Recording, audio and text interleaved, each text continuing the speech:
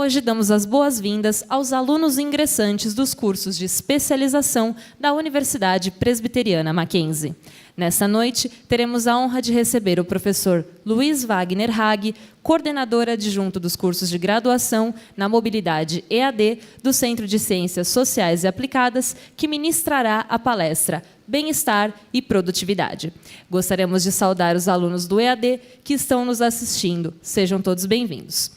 Somos uma instituição de ensino confessional com a missão de contribuir na formação de indivíduos e, consequentemente, na sociedade. Portanto, temos como prática iniciar nossos eventos com um momento de reflexão, para o qual convidamos o capelão universitário, reverendo doutor José Carlos Piacente Júnior.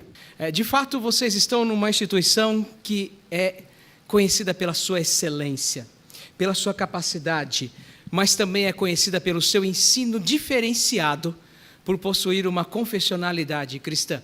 E já que estamos falando daquilo que diz respeito à identidade do Mackenzie, vou contar a história de uma cristã.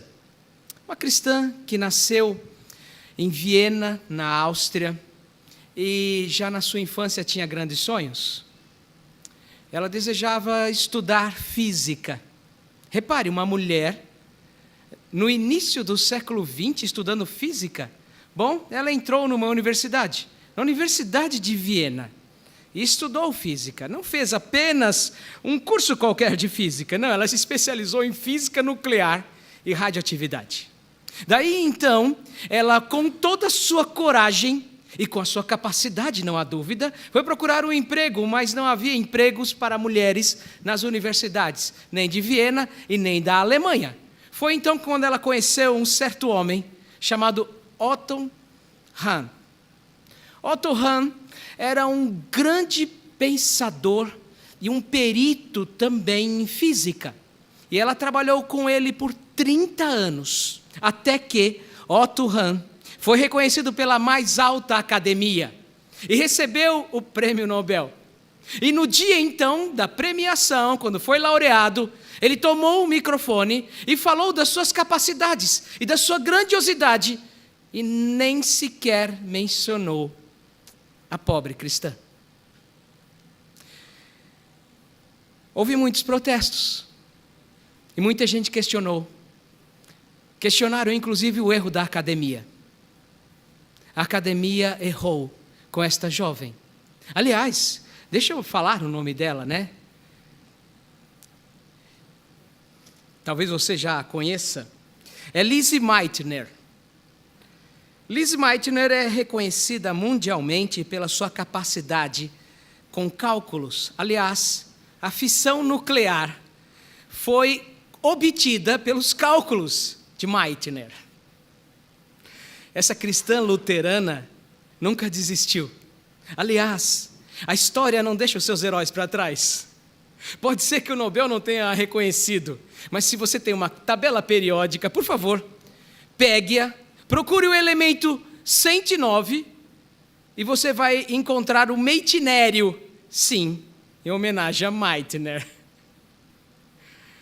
Esse elemento químico recebeu o seu nome para que ela fosse reconhecida como uma mulher extraordinária, que não conheceu desafios, que não conheceu barreiras, que não se deixou vencer por preconceito, que não se deixou vencer quando disseram para ela, não tem lugar para você ser professora aqui, que não se deixou vencer quando foi esquecida pelo prêmio Nobel, que não se deixou vencer porque acreditou, porque a fé sustenta, porque a verdade sustenta, porque você ter Deus em sua vida é o caminho seguro, é o caminho das pedras que nós oferecemos para todos que estão conosco também. Aliás, é bem provável que Meitner conheça um texto tão relevante das Escrituras que eu quero ler para vocês, homens e mulheres que estão no caminho da erudição. E diz assim: o Senhor Deus me deu língua de eruditos, para que eu possa dizer boa palavra ao cansado. Ele me desperta todas as manhãs, desperta-me o ouvido, para que eu ouça como os eruditos. Aliás, eu comecei essa história dizendo que eu ia falar de uma pobre cristã. De pobre ela não tem nada. Nenhum cristão, de fato, nenhum servo de Deus, ninguém que tenha andado ao lado do Senhor, conheceu derrotas vexatórias ou infâmias da história.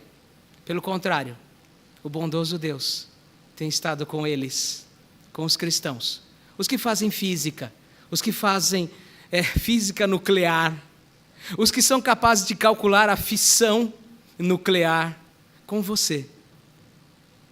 É isso que nós propomos para você, um conhecimento diferenciado, científico, acadêmico, que usa jaleco e entra no laboratório, mas que faz história.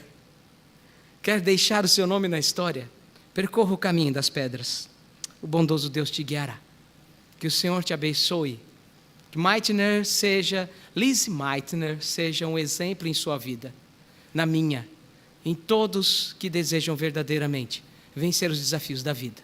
Que Deus te abençoe muito neste lugar. Vamos fazer uma oração? Se você quiser me acompanhar, fique à vontade. Vivemos num país perfeitamente livre. Mas aqui nessa instituição, isso é importante para nós. E se você está conosco, é bom saber o que é importante, porque nós também queremos saber o que é importante para você. Bondoso Deus, obrigado por essa instituição, por mulheres de fibra como Liz, como tantas outras, por homens valorosos, por cientistas extraordinários, por homens e mulheres da física, da química, da biologia, da psicologia, que demonstraram que podiam ter fé e conhecimento. Aliás, isso não se separa, pois é o Senhor mesmo que cria os eruditos, que estabelece os eruditos, que dá boa palavra e ouvidos para aqueles que querem o caminho do conhecimento. Bendito seja o teu nome e obrigado pela vida desses queridos e amados colegas de academia. Que eles sejam bem-vindos nesta instituição. É em Cristo que oramos. Amém. Obrigado. Sejam mais uma vez bem-vindos. Eu falo em nome do chanceler da Universidade Presbiteriana Mackenzie, Dr. Davi, que não pôde estar presente.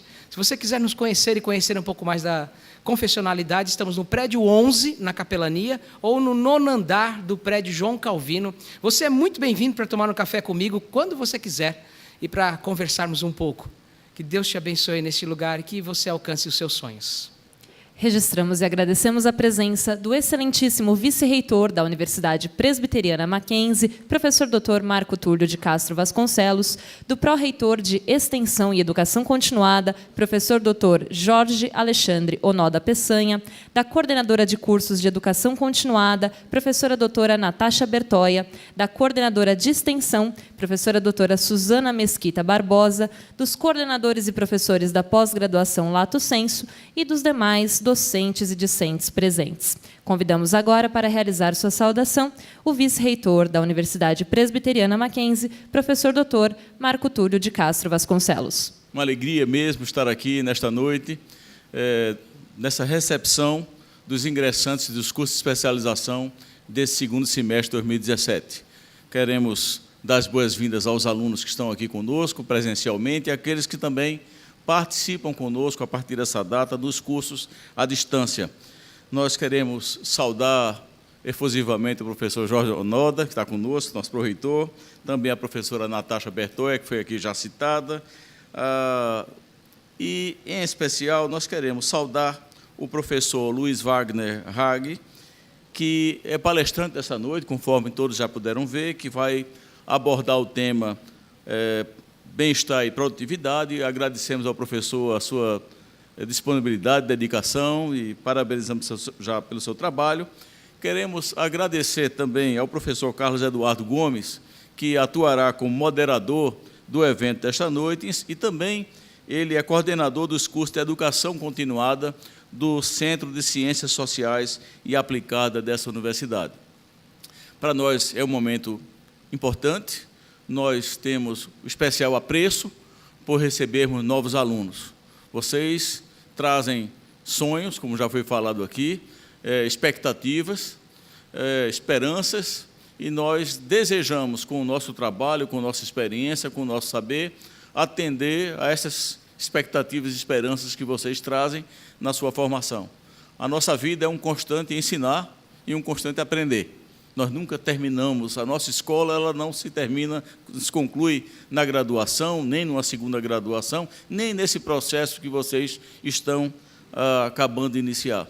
Então, é um processo contínuo de revisão, até porque o mundo muda, as tecnologias, comportamentos, e nós precisamos estar continuamente antenados com essas modificações que a sociedade tem no mundo inteiro apresentado. Então, o que vocês têm feito está correto, é uma boa opção pela sua decisão e escolha de continuar estudando, especialmente nessa instituição tão bonita, tão tradicional e de tanta importância que nós vivemos aqui no nosso cotidiano, que é a Universidade Presbiteriana Mackenzie.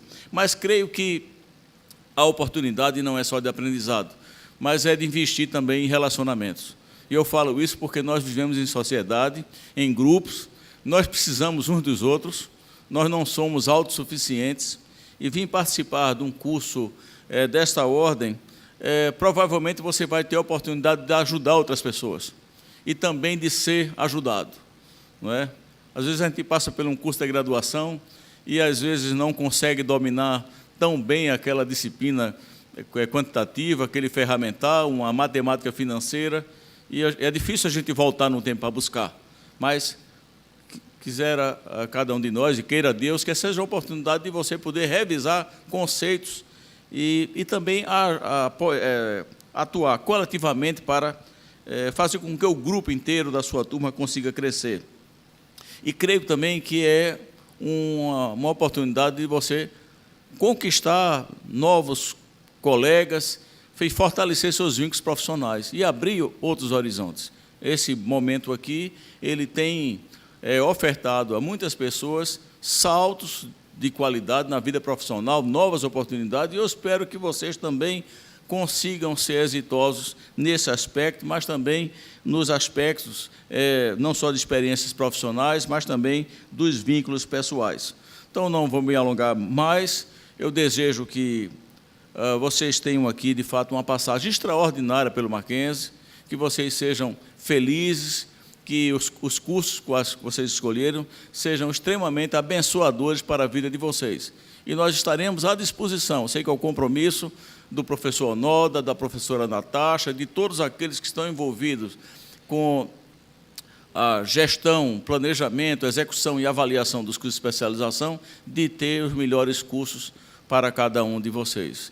E, porventura, eventuais problemas, procure as coordenações, contribuam dando as suas sugestões também, porque nós carecemos sempre de um processo de construção coletiva. E a experiência de vocês, a avaliação, ela é importantíssima. Não deixe de avaliar esse processo seu. Nós estávamos conversando aqui sobre a importância dos processos avaliativos. Nós queremos saber o que você pensa a respeito daquilo que a gente tem feito. É muito importante para que nós possamos também corrigir os rumos daquilo que a gente tem conduzido. Então, sejam muito felizes, aproveitem bastante. Nós temos aqui professores que são extremamente experientes, são pessoas humanas que estão atentas a ouvir as necessidades de vocês e contribuindo para que vocês tenham sucesso, maior sucesso ainda na vida profissional.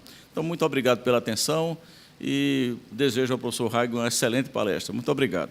Iniciaremos agora a palestra convidando o moderador, professor Carlos Eduardo Gomes, coordenador dos cursos de Educação Continuada do CCSA, e o nosso palestrante de hoje, professor Luiz Wagner Hag.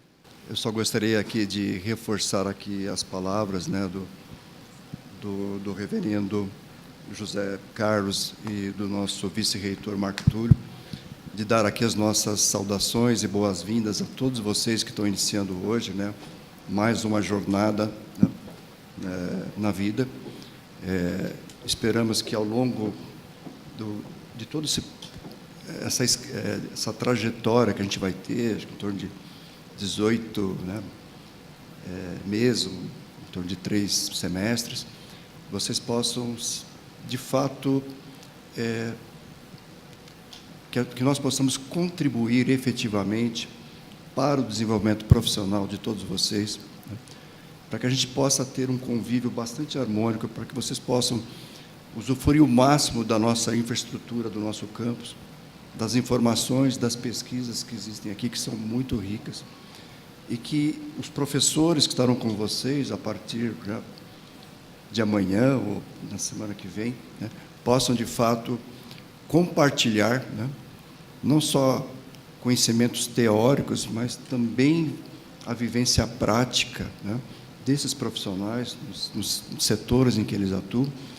E esse compartilhamento ele vai muito mais do que a relação professor-aluno, mas também o compartilhamento de vocês, que vocês todos já estão atuando no mercado, já têm experiência, possam, de fato, né, compartilhar, trocar, debater, sempre de uma maneira bastante construtiva, né, para que a gente possa, todos nós, crescermos. A gente aprende com vocês, né, vocês aprendem entre vocês e vocês aprendem conosco. Então, essa somatória de esforços deverá, de fato, trazer muitos bons resultados ao longo do tempo. Então, sejam bem-vindos, né. Gostaria aqui de agradecer a presença também das nossas autoridades, o professor, nosso vice-reitor Marco Túlio, o nosso pró-reitor Jorge Onoda, a professora Natasha, da coordenação dos cursos de extensão continuada da nossa universidade, o professor Dirceu, aqui, coordenador também, né? Então, muito obrigado a todos. Eu gostaria de fazer uma breve apresentação do currículo do professor Luiz Hag, a quem a gente agradece pela disponibilidade de estar aqui, de compartilhando com a gente, né, o tema dessa palestra. O professor Luiz Hag, brevemente aqui, alguns fatos. Ele possui mestrado acadêmico em gestão, né, de pessoas e organizações. Ele tem vivência de mais de 25 anos em cargos de direção, principalmente em áreas de recursos humanos de grandes organizações. Atua aqui há 8 anos já como docente aqui da nossa instituição. Ele é consultor, né, na área de recursos humanos também para grandes organizações. Possui uma vivência internacional, de encontros e palestras em várias instituições no exterior, instituições como Harvard, a ONU, Cambridge, Oxford, Helsinki University e várias outras, né? Ele já também atuou em consultoria ou como, enfim, como colaborador em grandes organizações como Mercedes-Benz, General Motors, Hospital Albert Einstein, Liquigás, né, Esporte Clube Pinheiros, enfim, Banco Santander, HSM Management, entre outras, né? Além daqui da Universidade Mackenzie, ele também contribui como docente em outras organizações, em outras universidades ou faculdades, como a INPG Sustentária, a USC, que é a IMES de São Caetano, a UMESP, a PUC, né, e outras instituições por aí. Então, professor Hag, muito obrigado.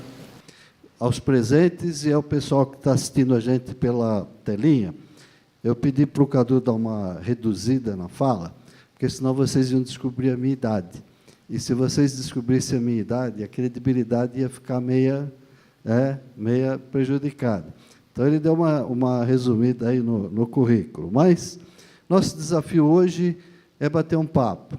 E, antes de começar esse papo, eu gostaria de me fortalecer em vocês, ok? Até seguindo a fala do professor Marco Túlio, eu só tenho as minhas limitações. Se vocês estiverem comigo, com certeza eu irei mais longe, ok?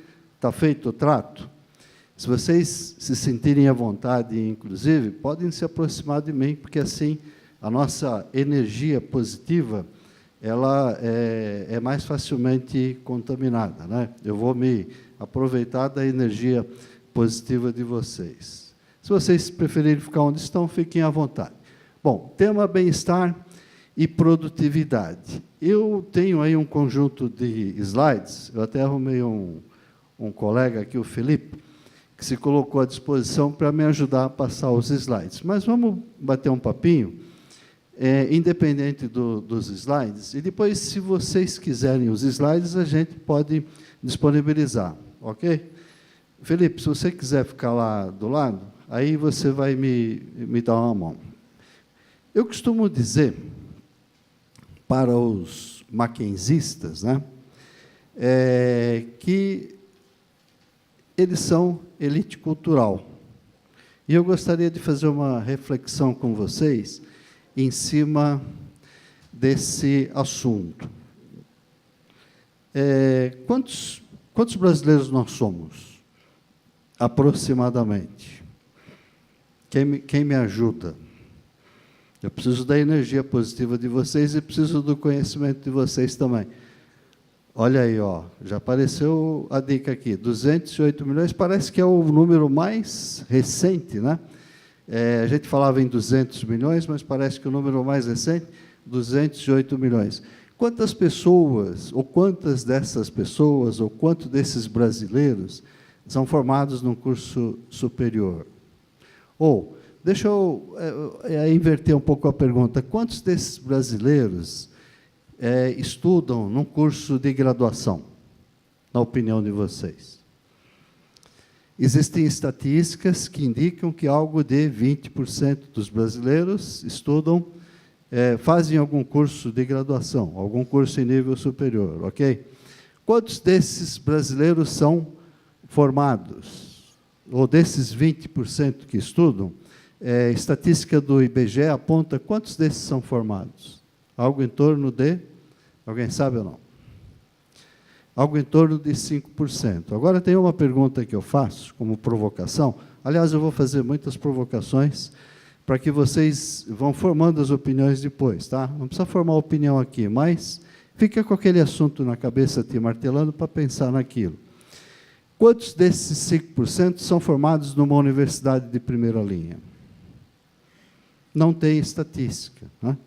Eu estimo que algo em torno de 1% ou menos de 1% são formados em uma universidade de primeira linha. E vocês estão em uma universidade de primeira linha.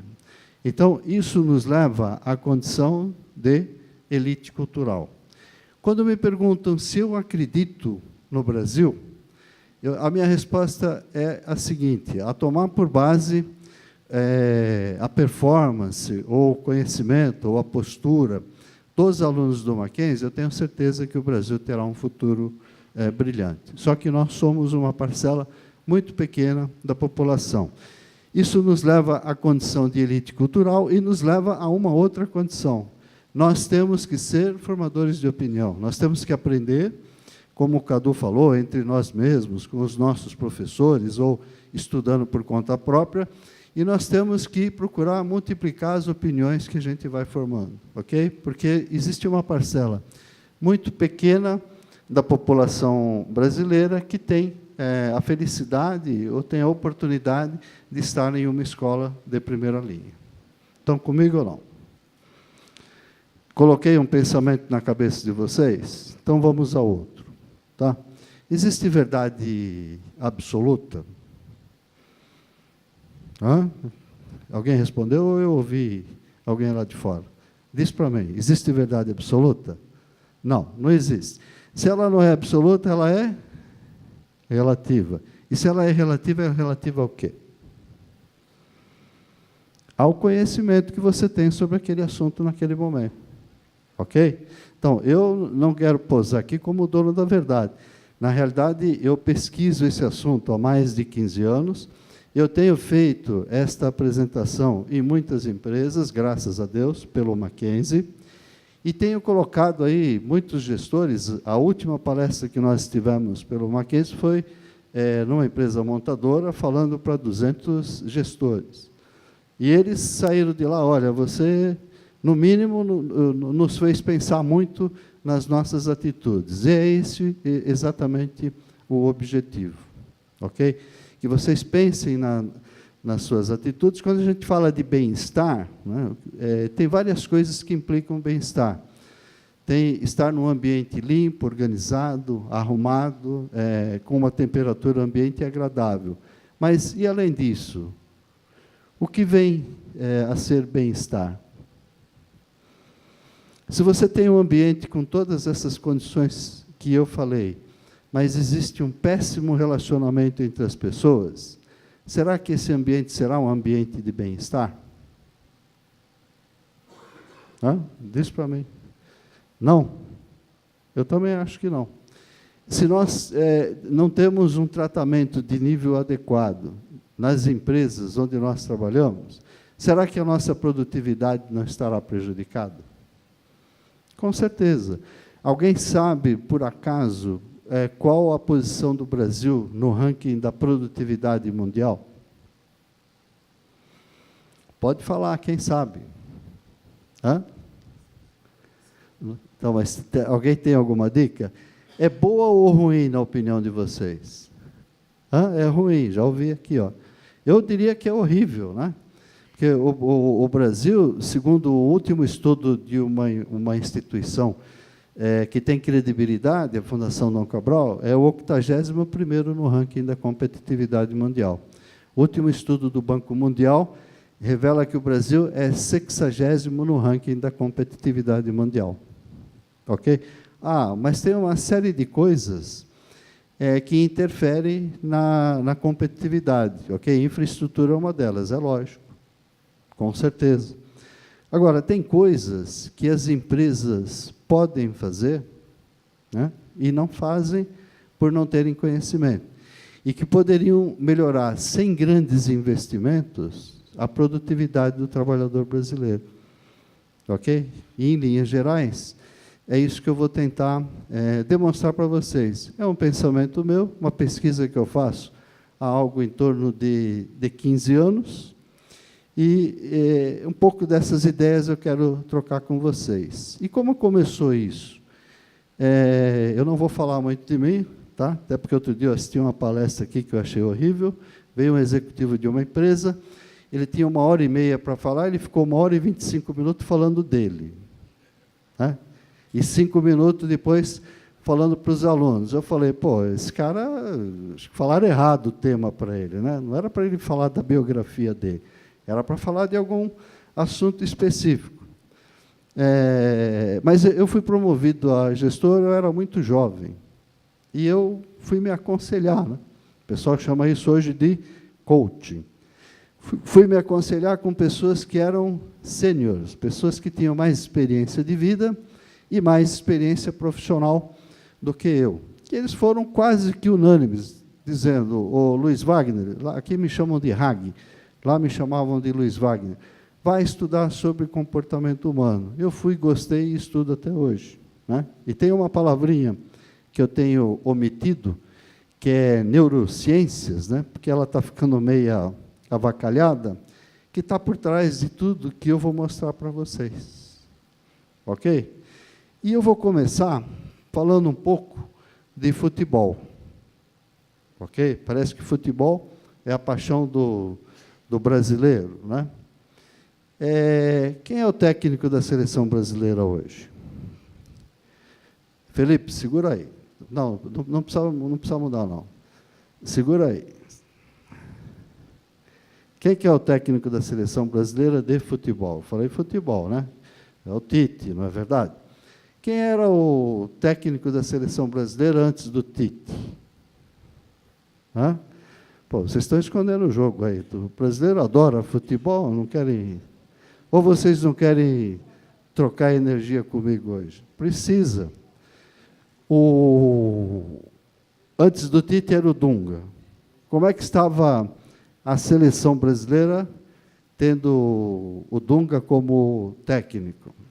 Horrível, olha aqui, ela está me ajudando aqui. Ó.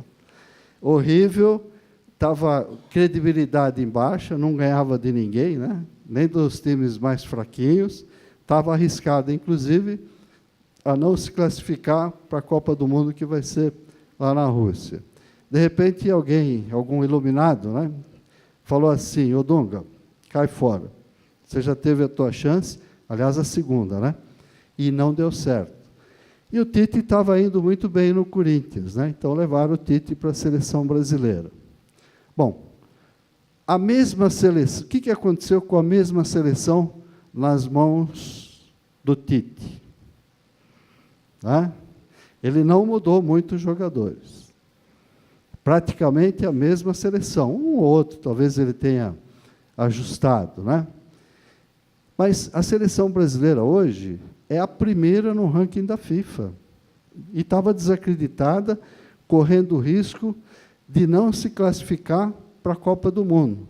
Alguém sabe, ou alguém teve tempo para analisar o que o Tite fez? Ele usou duas coisas. Na realidade, tem uma terceira aí. Primeiro, tecnologia. Eu não sei se vocês sabem, mas o filho dele trabalha na equipe. E eles têm uma equipe de pessoas que são muito competentes na área de TI, e eles trabalham muito com os dados dos jogadores, performance dos jogadores. E eles convocam jogadores que demonstram a melhor performance, pelo menos nas últimas apresentações ou nas últimas temporadas. Então, tecnologia, gente, está presente em tudo e nós precisamos ser aliados da tecnologia. Então, essa foi a primeira coisa que ele usou. Segunda coisa que ele usou. O Tite é um humanista, usando um termo popular, de mão cheia. Todos nós deveríamos começar a estudar este ser humano e copiar os gestos dele. Então, ele levou um pouco de humanismo para a seleção brasileira. Ele ensinou jogadores que eles têm que realmente trabalhar em equipe, formar um time, ok? Que, embora exista lá uma pequena concorrência entre eles, quando eles entram em campo, um tem que ajudar o outro, ok? Até o Neymar, que é o mais, né, mudou de postura nas mãos do Tite. Aí o resultado apareceu, ok? Ele praticamente com os mesmos seres humanos, ok? Ele mudou completamente o histórico da seleção. Fez com que a seleção se destacasse e hoje é a primeira no ranking mundial. Tudo bem? Faz sentido o que eu falei? Se eu perguntar para vocês, agora nós vamos associar ao que acontece principalmente aqui no Brasil. Podemos falar de outras nacionalidades, mas vamos ver o que acontece aqui no Brasil. Por favor, agora se soltem um pouco, soltem as amarras. Quem que está vindo pela primeira vez do Mackenzie? Nunca veio aqui antes. Agora eu já entendi porque que vocês estão meio retraídos. O nosso ambiente é um ambiente leve, agradável, vocês vão ter contatos com os professores, vocês vão ver que os professores são descontraídos e vão procurar fazer aulas com vocês do tipo que eu estou fazendo, batendo um papo e transmitindo conhecimento e facilitando para que vocês transmitam conhecimento entre vocês também. Então, procurem ficar à vontade, ok? Se o que eu estiver falando não se refletir em realidade, podem vir me cobrar depois, viu? Aliás, quem quiser ficar com a apresentação, meu e-mail está na apresentação. Então, vamos lá. Se soltem e me ajudem. Qual é o perfil do povo brasileiro? Oi? Apressado? Nos grandes centros urbanos, eu concordo com você. São Paulo, o pessoal está sempre correndo de um lado para o outro, né? Mas, de uma forma geral, o povo brasileiro é um povo leve, solto, descontraído, moroso, alegre, acolhedor, extremamente solidário, ok? O povo brasileiro é extremamente solidário. Se eu falar para vocês que existem dois teóricos famosos, Margaret Whitley, não é muito conhecida aqui no Brasil, e Fritjof Capra, esse cara é mais conhecido aqui no Brasil. Olha eu falando hein, do Capra, este cara. Cara é um termo carinhoso, né? É um termo que aproxima as pessoas. Eu uso muito esse termo. Essas duas pessoas, esses dois gênios inteligentíssimos, estudam a forma de ser do brasileiro e divulgam isso para o mundo todo. Como é que o brasileiro trabalha? Eles vêm aqui e estudam nas comunidades, nas festas, né? No carnaval, na festa que o povo faz nas arquibancadas, lá no futebol, e eles vão vender por aí pelo mundo. Olha o jeito do brasileiro trabalhar. O brasileiro é extremamente flexível, o brasileiro é extremamente criativo, o brasileiro é formado por uma miscigenação de raças. Com certeza aqui nós temos descendentes de portugueses, alemães, espanhóis, italianos. Eu sou descendente de italiano. Tutti buona gente. Então, nós não temos uma cultura arraigada. Nós somos um povo que se adapta mais fácil a condições adversas, que é o mundo pede hoje. O mundo pede o quê? Criatividade. Se você não tem criatividade, você vai ter mais dificuldade em colocar o seu produto. Então, o brasileiro tem uma série de características positivas. E há quem diz que o brasileiro é vagabundo. Quando falam isso para mim, eu me ofendo, eu brigo. Nesse momento, eu queria dizer para vocês que, durante a minha carreira profissional, eu administrei várias greves, da época em que o Lula era sindicalista, e o pessoal jogava pesado, e eu nunca tive problema com o trabalhador. Tive problema com o sindicalista, mas nunca tive problema com o trabalhador. Por quê? Porque é um povo bom. Nos grupos de RH que eu participo, quando a gente debate isso, a gente conclui que o povo brasileiro talvez seja o melhor povo do mundo. Eu não tenho uma conclusão científica disso, ok? Mas a gente discute e fala, não. Pelo que a gente conhece, né, daqui e de outros países, talvez o povo brasileiro seja o melhor povo do mundo.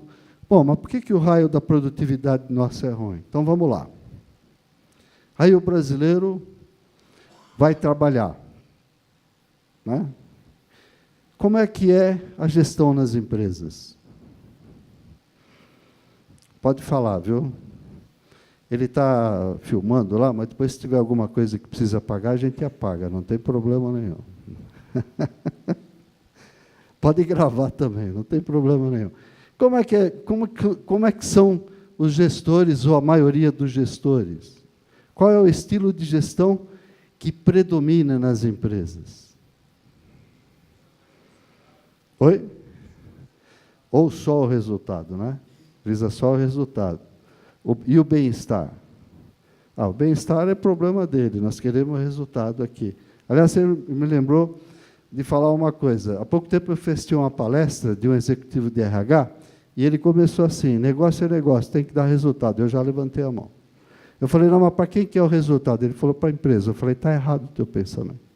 O resultado hoje tem uma conotação muito ampla. Olha o que o professor Marco Túlio falou no começo do nosso papo aqui. Sociedade, nós temos que ser úteis para a sociedade. Então, o resultado hoje tem um conceito mais amplo, não é resultado só para a empresa. Até porque a empresa que pensa em resultado só para ela, na minha opinião, eu vou usar um termo chulo, mas é para tentar soltar vocês. É uma empresa burra. Se ela está numa sociedade que não se desenvolve, será que ela vai existir por muito tempo?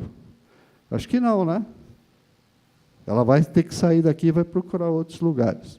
Então, o que falta nas organizações é entender um pouco o perfil do brasileiro e ter uma gestão um pouco mais flexível, né? Vocês não falaram, mas a gestão que prevalece nas empresas é do tipo autoritária. O que é uma gestão autoritária? Olha aí, tirou da minha boca, né? Eu vou mudar um pouquinho a sua palavra, se você me permite. Seu nome é? A Giane, né? Manda quem pode, ok? E é esperto quem obedece, né? E tem gestores que são tão terríveis que dizem assim, você não é pago para... Ela falou também, a Giane falou também. Você é pago para executar, obedecer ordem. Gente, é o fim do mundo. Você imagina o seguinte, ó, isso aqui, desse lado só, fosse um departamento, que nós tenhamos aqui 50 pessoas, e eu fosse o gestor de vocês. É muita pretensão minha, só eu querer pensar. Isso mudou, isso mudou. As pessoas precisam ter um pouco mais de liberdade para poder pensar, para poder participar, para poder sugerir coisas, né? E muito pobre o gestor que pensa que domina as pessoas ainda com um chicote na cintura. Então, nós temos que falar para esses gestores o seguinte, olha, graças à evolução da tecnologia, o trabalhador que sai daqui da empresa, ele tem uma farta comunicação à disposição dele. Não tem nada proibido aqui. Você pode pesquisar o que você quiser. Então, não adianta você querer colocar o cabresto dele aqui dentro da empresa, porque Porque ele vai sair daqui, ele vai ver que o mundo é diferente e ele vai te recusar. Então, o que falta, e eu estou falando isso para vocês, porque eu tenho uma crença muito forte, além das evidências que eu tenho, que o mercado de trabalho vê o maquenzista como gestor. Quem se forma em uma universidade de primeira linha vai ser visto pelo mercado como um futuro gestor. Acredito que alguns já até sejam. Normalmente, na pós-graduação, eu tenho alguns alunos que já são gestores, ok? Os que não são formados numa universidade de primeira linha vão ser aqueles que vão se subordinar a esses gestores. Então, vocês precisam ir para o mercado de trabalho com uma outra mentalidade. Eu vou dar uma evidência do que eu estou falando para vocês, né? Nós temos a Google aqui no Brasil. E a Google tem um ambiente de trabalho bastante solto e bastante descontraído. E segundo o CEO da Google aqui no Brasil, comparado com todos os lugares do mundo onde a Google atua, que eu acredito que sejam a maioria dos aproximadamente 200 países que nós temos, o Brasil é um dos mais rápidos nas respostas às demandas. É uma comprovação de que o brasileiro, estando num ambiente mais à vontade, ele performa melhor. Ok? Acho que todo mundo já viu o filme da Google, fotografia da Google. Aliás, a Google fica aqui na Faria Lima, né? Outro dia, uma menina da pós-graduação que trabalha lá perto falou: professor, eu só vejo entrando e saindo bicho grilo de lá, né? Eu falei: mas o que é bicho grilo, né? É o pessoal que se veste de uma forma diferente, mais descontraída. Eu falei: não, eles trabalham na Google e lá o ambiente é assim mesmo, né?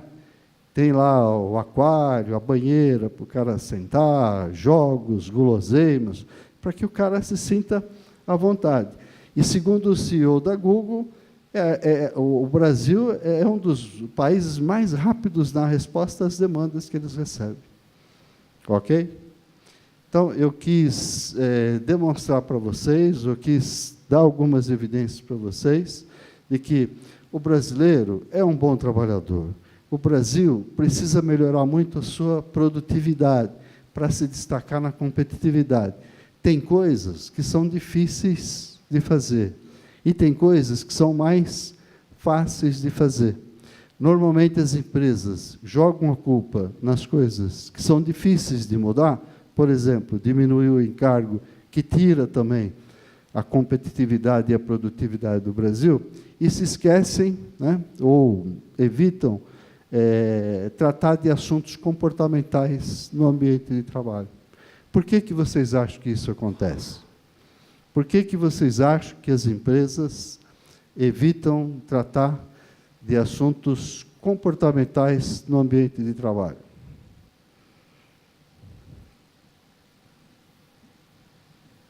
Por que o silêncio? Fala. Seu nome é? Marisa, ajuda aí, Marisa. Felipe, aguenta aí que tem um slide que eu quero mostrar, cara. Não vai embora não, hein? Segura aí. Segura a onda, né? Segura a onda.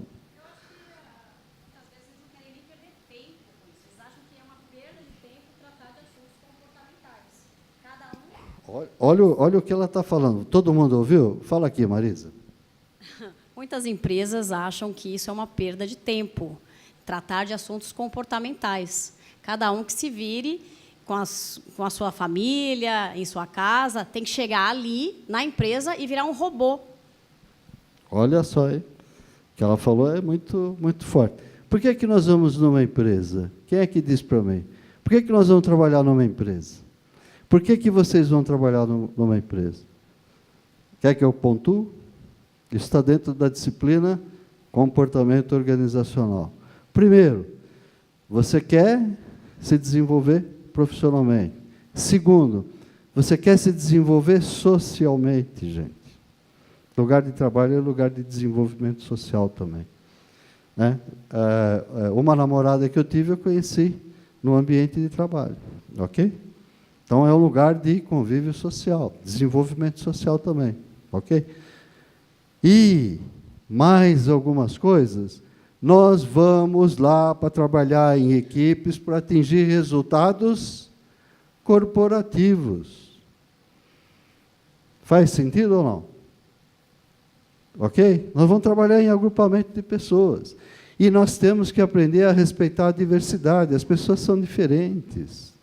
Não tem uma pessoa igual a outra. Pode ter parecida, mas igual não tem. Ok? Então, a gente tem que saber isso. Eu vou lá trabalhar com outra pessoa, porque eu quero me desenvolver profissionalmente, eu quero me desenvolver socialmente, eu quero ter um convívio social agradável, mas eu preciso, né? Aí a demanda da empresa, eu preciso atingir resultado corporativo. Será que alguém se sente bem numa empresa derrotada? Eu acho que não. Eu acho que todos nós nos sentimos bem quando trabalhamos numa empresa vitoriosa. Ok? E o que a Marisa falou, está certo. As empresas temem trabalhar comportamento humano. Não precisa ter medo. Nós precisamos só encarar o desafio com competência e realismo. Ok? Lidar com gente é difícil? É. Mas é o desafio que se nos coloca à frente? Sim. Então, por que ficar temendo o desafio? O que você falou está certo, na minha opinião. Ok? Quanto mais a gente ensina as pessoas sobre comportamento humano, mais elas melhoram. Eu estou falando um pouco de inteligência emocional agora. Ok? Daniel Goleman, se tiverem a curiosidade para pesquisar. E pelos experimentos dele, ele garante que, independente da tua fase de vida, quanto mais você pratica os conceitos da inteligência emocional, mais você desenvolve. E melhor você fica em relação ao convívio com outras pessoas. Eu só vou dar um depoimento meu agora. Primeira avaliação que o grupo de pessoas que se reportavam a mim fez sobre o meu estilo de gestão, comparado com a minha autoavaliação. É bem resumido, tá? O meu coercitivo, na opinião deles, era 80%. E, na minha opinião, era 10%. Sabe o que é ser coercitivo, né? É autoritário. Eu falei, não acredito. Mas não é o que eu quero ser. Aí, uma psicóloga que era da equipe, né, e que percebeu a minha boa vontade, falou, Luiz Wagner, vem cá, eu estou percebendo que você tem boa intenção, você quer mudar, então eu vou te ajudar. Então, ela começou a pontuar todas as minhas falhas como gestor que inibiam o trabalho da equipe. Em 6 meses, a equipe já tinha visto um outro gestor. Então, é o desafio que a gente tem que enfrentar. As pessoas podem mudar, as pessoas mudam. O que precisa é elas se conhecerem e terem a visão do caminho de mudança que elas querem seguir. Ok? Eu quero mostrar um slide para vocês. Felipe, avança aí que eu te falo onde parar. Pode ir. Pode ir. Pode ir, tudo isso eu já falo. Aí, volta. Olha aí, ó. Depois eu vou mostrar mais 2 ou 3, aí eu encerro a minha fala. Marie-France Irigoyen, Natasha, professora Natasha, se estiver errado a minha pronúncia, me corrige, por favor. Estudos que ela fez, ó. Não precisamos ficar lendo tudo isso aí. Perda de concentração, né? Pessoas que são submetidas a estresse no ambiente de trabalho. 71%. Depois fala lá de outras coisas, recordações obsessivas recorrentes. Alguém sabe o que é isso? Recordações obsessivas recorrentes. Eu tive uma passagem na minha vida que tinha um chefe que apurrinhava a minha vida todo dia, várias vezes ao dia. À noite eu não dormia. Eu ficava tendo isso aí que a Marie-France Irigoyen aponta aí, olha, recordações obsessivas recorrentes. 49% das pessoas do grupo que ela estudou tem isso. Pô, como é que esse cara vai dar produtividade, criatividade e inovação? Ele vai lá para ganhar o leite que ele precisa levar para as criancinhas. Não faz mais nada além disso. Ok? Isso é estudo, isso é ciência, tá? Não é invenção do Hag, não. Felipe, manda mais um aí. Olha lá, ó, pesquisa da Deloitte, recente, hein? Tendências, 3 itens prioritários para a ação. Liderança, desenvolver lideranças inspiradoras. Né? O cara que é autoritário não é inspirador coisa nenhuma, nem dele ele é inspirador. Depois, cultura e engajamento. Apenas 13% da força de trabalho está comprometida. Como é que nós vamos melhorar no ranking da competitividade se 13% da força de trabalho, uma pesquisa que envolveu aí 106 países, né? Mas tem uma forte amostragem aqui da América Latina, como é que nós vamos melhorar 13% da força de trabalho comprometida? E fala sobre o uso da andragogia em treinamento e desenvolvimento no lugar da pedagogia, né? Que a andragogia é mais liberal, é um método de ensino para ensinar adulto. Felipe, manda mais um aí. Olha, da CIA de Talentos, acho que essa empresa vocês conhecem mais até do que a Deloitte. Olha, modelo de trabalho atual não satisfaz, pode parar aí até. Ok? 73 mil participantes, jovens trabalhadores e gestores, só no Brasil, essa pesquisa. Modelo de trabalho atual não satisfaz. Como é que nós vamos melhorar? Como é que nós vamos competir com as grandes potências mundiais? Se a gente não mudar esse modelo de trabalho. Manda mais uma, Felipe. A outra. Olha aqui, essa daqui é uma pesquisa da APSA, apontando aí uma tendência com base na opinião de 178 líderes empresariais. Reforma interna, gestão eficaz de desempenho para atrair e comprometer pessoas, enaltecendo comportamentos no local de trabalho.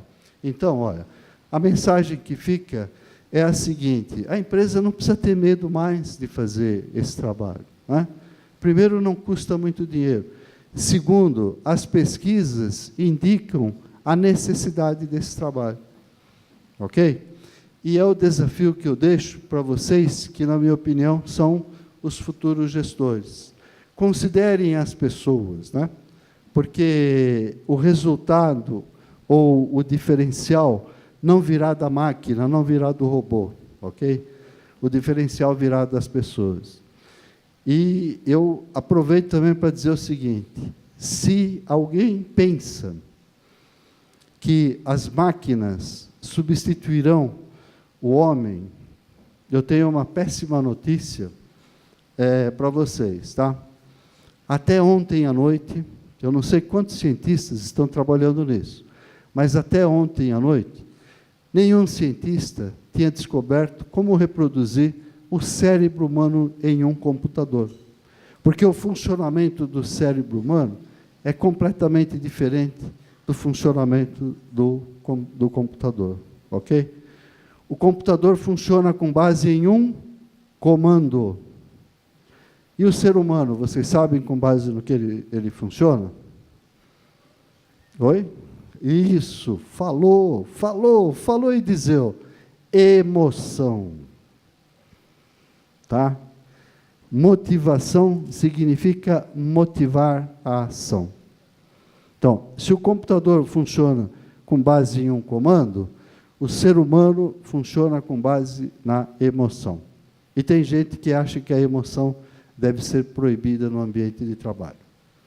Ok? Gente, de coração, eu desejo que vocês sejam os melhores gestores do mundo e que vocês contribuam para mudar um pouco a relação capital-trabalho e que o nosso país ganhe destaque, né, em coisas positivas. Porque, com certeza, se nós não tivermos aqui o melhor povo do mundo, nós temos aqui um dos melhores povos que existem no planeta. Tá bom? Uma salva de palmas para vocês.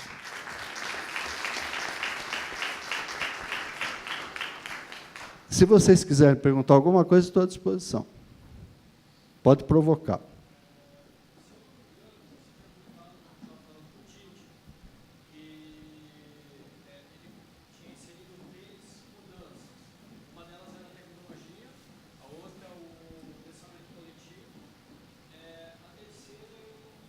Humanismo. Humanismo. O Tite é uma pessoa extremamente humana e ele ensinou um pouco de solidariedade, de equipe, ele estimula os jogadores a se ajudarem. Mesmo tendo uma pequena concorrência entre eles, evidentemente, para estar no time principal, quando entra para jogar com o adversário, eles aprenderam que eles têm que se ajudar. Quem viu, eu não acompanho futebol, tá? Mas quem viu o Neymar jogar nos últimos jogos da seleção, viu ele saindo lá da área para ir buscar bola para ajudar os colegas. Porque o Tite, aliás, o Tite deu como é que chama, o bracelete, ou braçadeira de capitão para ele, ele não queria. Falou, cara, é a tua hora e você vai ter que assumir. Ele assumiu e fez um papel legal como capitão. Ok? Mais alguma pergunta? Porque eu também tive a mesma dúvida. Na verdade, é só uma dica para o senhor, se é que para você, desculpa se é que eu posso dar essa sugestão, porque realmente ficou muito claro, ficaram claras essas esses dois itens. E o terceiro, humanismo, eu acho que já iria englobar a parte do coletivo. Eu não sei se eu entendi a dúvida, mas o humanismo para o jogo de futebol tem muito a ver com um ajudar o outro, né? E o trabalho em equipe. Ao invés deles fazerem excelentes demonstrações para se destacar individualmente, eles hoje trabalham em uma equipe. Por que o mundo optou pelo trabalho em equipe? Ó, vou fazer um teatrinho aqui. Ó. Nós vamos formar uma equipe, 4 pessoas. Tá? O resultado de nós 4 aqui vai ser sempre melhor do que o somatório dos resultados individuais de cada um de nós. E alguém sabe qual é a origem do trabalho de equipe? O americano é individualista, certo ou errado? O americano é individualista. E o japonês? O japonês é coletivista. Tá? A origem do trabalho em equipe vem do Japão, da cultura do arroz. Porque em épocas de plantio ou colheita, eles se juntam em equipes para maximizar o trabalho deles. Ok? E nós tivemos 2 americanos que foram ajudar a reconstrução do Japão depois de 1945. Vocês lembram o nome deles, né? Quem são esses caras? Hã? Um é o Deming e o outro é o Juran.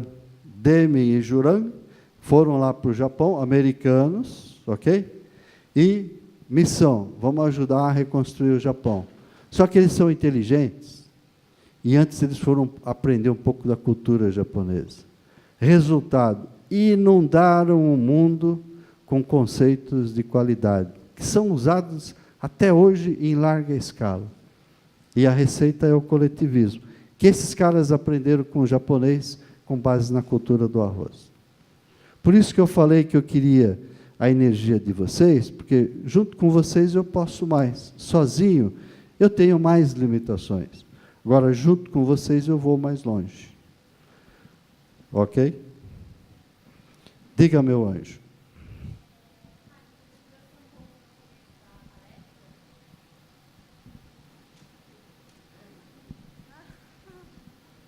Fala pra cá.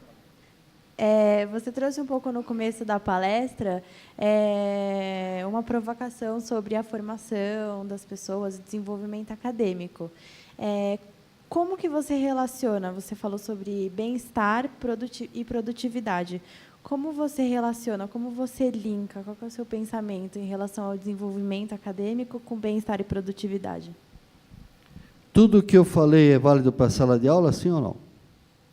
Se você chegar na sala de aula e não tiver a oportunidade de falar, tiver um professor que o repreende, tiver um professor que o coloca sob uma camisa de força, não te deixar à vontade, será que você vai aprender facilmente ou será que você vai ter mais dificuldade para aprender?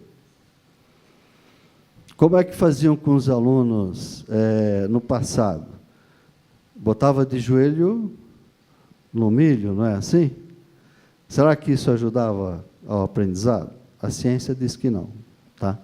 E, principalmente, quem tiver interesse em estudar um pouco andragogia, vocês vão ver o seguinte: para ensinar adulto, o adulto já tem algum conhecimento. Então, só vai fazer sentido se ele perceber a importância naquilo que você vai ensinar para ele. E se você conseguir fazer isso de forma lúdica. Para você ensinar o adulto, não pode haver repressão. Ok? Quando eu começo as minhas turmas, eu sempre falo para eles, eu faço questão que vocês fiquem à vontade. A única coisa que eu peço, encarecidamente, que vocês respeitem o ambiente coletivo. Porque uma sala de aula é um ambiente coletivo. Tá? E eu brinco, eu conto piada, eu dou risada. Nunca tive problema com o aluno, com uma ou duas exceções que eu me lembre.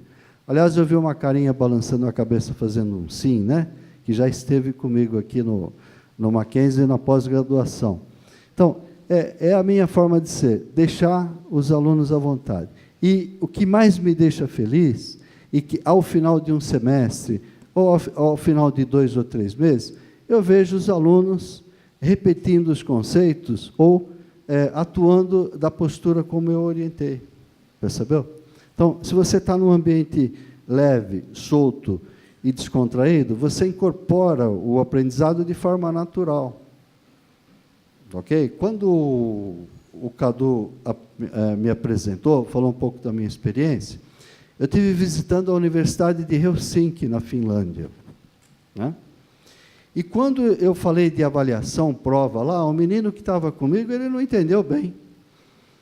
Aí ele entendeu, aliás, o meu inglês deve ser tão ótimo, né, que ele não estava me entendendo muito bem.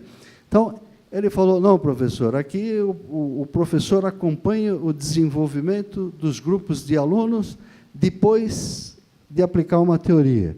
Então, geralmente, numa aula ele expõe uma teoria, na outra aula ele faz um trabalho prático e ele já vai acompanhando o desenvolvimento dos alunos. E uma outra coisa muito importante, que é uma característica nossa, a Marisa falou, solidariedade. Existem muitos trabalhos em grupos, e tem matérias que você tem mais facilidade e o teu colega não tem. Quando você faz esses trabalhos em grupos, na matéria que você tem mais dificuldade, você é ajudado. Na matéria que você tem mais facilidade, você ajuda. Quando você ensina, você aprende também. Ok? Procurem praticar isso, tá? Isso é válido no ambiente de trabalho também. Às vezes existem alguns desafios que a gente não consegue desenvolver, mas tem um colega que naquele assunto ele tem um domínio maior. Então ele pode ajudar. Quando ele precisa de ajuda, aí vai aparecer um outro que pode ajudá-lo. Isso é um trabalho em equipe, tá? Isso é compartilhar, falando um pouco agora de gestão de conhecimento, compartilhar conhecimento.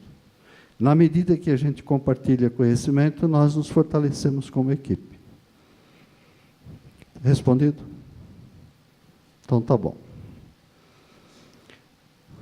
Diga lá. Olha, o Cadu limitou o horário para a gente terminar o papo hoje, 24 horas, tá? Boa noite, João. É isso? 24 horas, Cadu? Eu gostaria de saber qual a melhor maneira de lidar com um ambiente ou um gestor autoritário e opressor. Tá bom, legal. Muito boa a sua pergunta. Aliás, essa pergunta me é feita com uma certa frequência. Você precisa começar a mostrar para ele que as atitudes deles não são contributivas para a equipe. Ok? Num determinado momento, peça para ele se você pode dar sugestões. Ok? Se ele falar não, melhor você não dar sugestão, senão ele vai te mandar embora. Ok? Agora, se ele falar, tudo bem, eu gostaria de ouvir algumas opiniões, começa leve e depois vai evoluindo. Eu tive uma experiência parecida quando eu trabalhava na General Motors do Brasil. O meu gerente me chamou a atenção na frente dos colegas de trabalho. Eu falei, olha, eu queria falar com você. Ele falou, pode falar. Eu falei, não, falar em particular. Ele me levou para a sala dele, eu tinha 25 anos, 24 anos, por aí. Eu falei, olha, eu acho que você tem todo o direito de me chamar a atenção, mas eu me senti muito mal. Você me chamou a atenção na frente de todo mundo. Ele falou, é só isso? Eu falei, é só isso. Pode sair. Eu falei, estou na rua, né?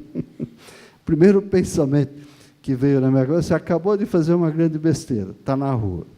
Ele ficou uma semana sem olhar na minha cara. Isso não é história para contar em palestra. Fato verídico. Te dou o nome dele se você quiser saber. Ele ficou uma semana sem olhar na minha cara. Aí me chamou. Falei, bom, agora daqui eu vou lá para o departamento pessoal. Ele me chamava de Luizinho, né? Eu era menininho, magrinho, né? Ele falou assim, olha, você tem razão, eu não devo chamar a sua atenção na frente dos outros, e se eu precisar voltar a fazer, eu vou te chamar aqui na minha sala e vou conversar. Percebeu? Eu não tive medo. Aliás, eu tenho outros medos, mas esse tipo de medo de abrir o meu pensamento para outras pessoas, eu não tenho. Eu acho que eu fui bem-sucedido. E no dia que eu pedi a conta da GM, até o último dia do meu aviso prévio, ele tentou me convencer a permanecer. Eu falei, não, eu tenho outros desafios e eu vou cuidar da minha vida.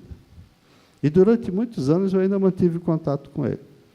É lógico, ele foi se aconselhar, ele foi se consultar com outras pessoas como ele deveria proceder. São raras as empresas que ensinam o gestor a fazer gestão. Então, cada um vai fazendo a sua forma.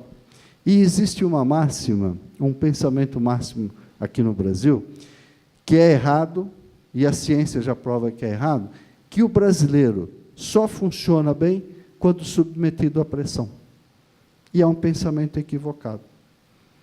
Então, as empresas, e vocês podem ser os transmissores desse pensamento, precisam começar a se preocupar com isso e ensinar os gestores a fazer gestão. Tem uma disciplina que eu aplico aqui no Mackenzie, que chama Teoria Básica da Administração. Eu dou muitas dicas para eles, né? Olha, como futuros gestores, procurem agir assim, dessa forma. Comportamento organizacional é uma disciplina que eu estou aplicando nesse semestre. Nossa, praticamente todo o tempo eu estou transmitindo dicas para que as pessoas sejam gestores mais participativos. Ok? Como que se forma o gestor aqui no Brasil? Ele é um bom empregado, ele vai evoluindo na carreira dele, vai chegar um momento que, para ele continuar evoluindo na carreira, ele vai se tornar um gestor. Ok? Nesse momento, tem duas coisas que a empresa deveria se preocupar. Primeiro, perguntar para ele se ele realmente quer ser gestor. E segundo, prepará-lo para ser um bom gestor, para ser um gestor participativo. Geralmente as empresas não fazem isso. Ok?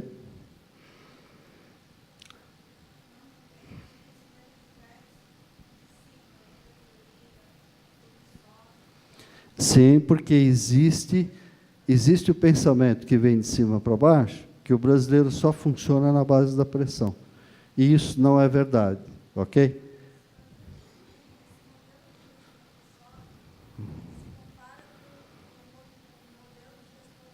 Sim. Geralmente, então, ela está falando um pouco de cultura, né? Geralmente a cultura empresarial emana da cúpula, ok? E geralmente a cultura empresarial é conservadora. Se o professor Onoda e o professor Marco Túlio não está, me permite, na fala de vocês agora, no começo do semestre, vocês falaram isso. Falaram o seguinte, nós sabemos que a cultura é conservadora, mas eu vejo os dois andando pelo campus constantemente. Mas quando vocês quiserem conversar com a gente, não foi assim? O senhor falou? Se aproximem. E o que o senhor falou adicionalmente, né? Tomar um cafezinho e, olha, um bolinho, um pãozinho de queijo, o papo fica mais solto e desconta. Isso falta, gente. Isso falta, né? Falta gestores que sejam afáveis, que ouçam as pessoas. Não significa que vão fazer tudo o que as pessoas querem, mas, pelo menos, vai ter uma ideia, né, de como é o pensamento do povo. Então, as empresas hoje estão começando a se preocupar com isso. Por quê?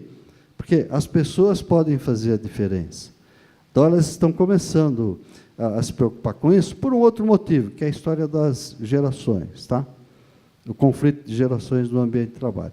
Mas, e que é um erro também, na minha opinião, mas que seja válido. Vamos atingir um objetivo certo por caminhos errados, tá? Porque esse negócio de gerações, para o Brasil, não é muito válido. Para os Estados Unidos, que tem a história do baby boomers e não sei o quê, é válido. Para o Brasil, não é muito válido, não. Nós precisamos fazer uma depuração dessa informação para o Brasil. Então, é assim, né? Os gestores precisam ouvir mais os seus liderados, precisam interagir mais com eles, né? Feliz do gestor que tiver esta capacidade, feliz do gestor que tiver esta condição de ser um pouco mais afável com as equipes de trabalho. O grande papel do líder hoje não é mais exigir, não. É disponibilizar recursos, estimular as pessoas o máximo que ele puder para obter os resultados, né? E feliz o gestor que souber lidar com as diferenças individuais dos membros da sua equipe, porque as pessoas são diferentes. E nós não podemos moldar nas pessoas a uma necessidade. Nós temos que manter as pessoas do jeito que elas são e procurar extrair delas, da forma como elas são, o melhor. Ok? Vamos que vamos, então? Posso fazer uma pergunta? Você quer fazer uma... Pensei que você ia encerrar. Quer fazer uma O professor Cadu nem teve a oportunidade ainda. O professor Cadu falou que ia fazer 99 perguntas. Professor, é o seguinte, em algum momento da sua explanação, o senhor comentou que as pessoas reclamam no ambiente de trabalho de não terem oportunidade, de não poderem pensar, contribuir, que precisam seguir ordens, né, obedecer, enfim. E aí eu queria uma sugestão, uma orientação, na verdade. Se você promove o ambiente, você pede para as pessoas pensarem, contribuírem, e as pessoas não estão tendo esse comportamento, pelo contrário, elas só querem, na realidade, fazer sem pensar, quais ações o gestor pode implementar para fazer com que as pessoas se sintam mais parte do processo e pensantes no todo? Bom, é uma mudança que não é do dia para a noite. É uma mudança, até pela minha experiência, que demora aí de 1 ano e meio para mais. Mas o gestor, 1 ano e meio para mais, né? Mas o gestor precisa começar a estimular. Quantas vezes eu fiz assim, né? A pessoa chegava lá com uma determinada situação, eu não gosto da palavra problema, né? Mas ela chegava lá com um problema, você tem um problema? Tá, pode voltar. Oh, não, pode voltar. O que você quer, então? Eu quero que você traga o problema e alternativas de solução. Quando você trouxer alternativas de solução, aí nós vamos conversar. Então, você está estimulando as pessoas a pensarem. Agora, tem uma coisa, Natasha, não preciso chamar você de professora. Você é uma amiga, uma colega. Se você não faz... O nosso dia a dia, às vezes, é muito corrido. E o gestor, às vezes, não tem tempo de fazer isso. Então, o gestor precisa parar, mesmo que o dia seja corrido, ele precisa fazer isso. Porque todas as pessoas precisam pensar. Isso fará bem às pessoas, fará bem ao gestor, fará bem à organização. Porque é um celeiro de ideias que nós estamos jogando fora, pô. Né? É um celeiro de ideias que nós estamos jogando fora. Mesmo aqueles que não têm oportunidade de estudar numa universidade de primeira linha, mesmo aqueles que não têm oportunidade de fazer um curso universitário. Eu tenho muita experiência com gente de fábrica. As contribuições desse pessoal são ricas demais. Então, e a gente não ouve. A gente impõe o processo, impõe o resultado, e se o cara não deu resultado, troca, põe outro no lugar. Então, nós estamos jogando fora a ideia desse povo. Ok? Não tem dúvida. Se vocês me permitem, eu vou até contar uma experiência, né? Na General Motors do Brasil, em São Caetano. Estávamos lá fazendo um estudo de postos de trabalho. Então veio o técnico lá de OIM, pediu para o operário repetir a operação 3 vezes, fez anotações dele, eu era da área de RH. A gente estava começando a estruturar o trabalho. Falou assim, o trabalho está terminado. Eu falei, não, o trabalho não está terminado. Ele falou, por que não está terminado? Porque você não ouviu a opinião dele. Aí eu falei assim, quais são as suas sugestões? O operário sorriu daqui até aqui, ó. Nunca ninguém olhou para ele, né? Nunca foi lá falar bom dia. E eu falei, eu quero ouvir as suas opiniões. Ele sorriu e começou a falar. Né? Falou, Luiz Vargas, esse negócio aqui está errado do jeito dele, né? Não com essas palavras que eu estou usando, mas começou a falar palavrão, inclusive. E eu falei, você está vendo? Olha quantas ideias o cara está te dando e você está considerando o trabalho encerrado? Né? Se ponha no lugar dele, faz para você ver o que é bom para tosse. Ok? Então, Natasha, é um trabalho demorado, tá? Mas estimulem, todos vocês, as pessoas a pensar.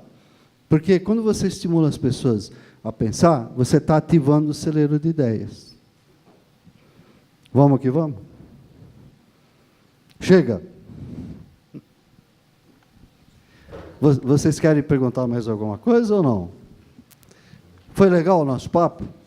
Foi legal? Então, sintam-se à vontade aqui no Mackenzie, procurem conversar com os professores, procurem conversar entre vocês e desenvolvam ideias. E comecem a levar esses pensamentos para a empresa de vocês, tá?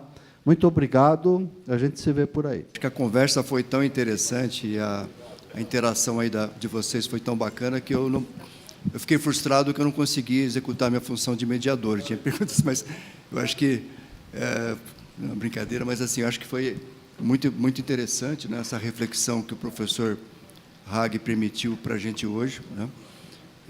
As grandes transformações, né, começam, de fato, por iniciativas, por atitudes, e boa parte dessas acho que depende de atitudes comportamentais, né, dos líderes, dos gestores, né? Então, é por aí que a gente consegue transformar um ambiente de trabalho mais sadio, né, mais integrado e mais produtivo, né, para coisas simples, né, que dependem muitas vezes de atitudes. Então, gostaria novamente, então, de dar as boas-vindas a todos, agradecer, eu não vou chamar de professor, então, agradecer ao Luiz Hag, né, pela brilhante participação aqui, né, e um bom semestre para todos nós, que tenhamos muito êxito nessa caminhada. Tá? Muito obrigado. Queria agradecer ao professor Luiz Hag, ao professor Cadu, ao professor Disseu, que está aqui, o coordenador da pós-graduação lá da FCI, doutor Brito, diretor do Centro de Pesquisa em Grafeno, que também nos honra com a sua presença. E lembrando uma coisa importante, no meu tempo, tanto a ideia de trabalho quanto a ideia de escola era uma coisa pesada, né, sofrida. E uma coisa que o professor Luiz Hag trouxe, enfatizou de novo, é que isso não pode acontecer, muito pelo contrário. Então, na mesma linha da fala do professor Marco Túlio, eu venho falar o seguinte: a experiência de vocês aqui no Mackenzie tem que ser uma coisa boa, tem que ser uma coisa alegre, tem que ser agradável, né, porque ela tem que vir ao encontro dos sonhos de vocês. Né, vocês estão aqui porque vocês querem alguma coisa. Né, esse querer nasce com um sonho, esse sonho tem que se tornar realidade a partir de aqui. E tem que ser sonho, não pode ser pesadelo. Então, eu dou as boas-vindas para vocês. Né? A professora Natasha coordena toda a parte de educação continuada da Universidade Presbiteriana Mackenzie, tem feito um excelente trabalho, tem se dedicado muito, trabalhado bastante, né? E aí é minha responsabilidade fazer com que o trabalho dela seja alegre, agradável, feliz, né? E a gente está fazendo isso, por quê? Porque isso tem que chegar aos nossos colegas professores e tem que chegar a vocês. Senão, tudo que a gente faz não tem sentido. Né? Então, eu agradeço vocês terem vindo aqui e que vocês levem essa fala do professor Luiz Hag para a vida de vocês inteira. Tá? Bons sonhos, e, melhor ainda, a concretização dessa realidade. Boa noite.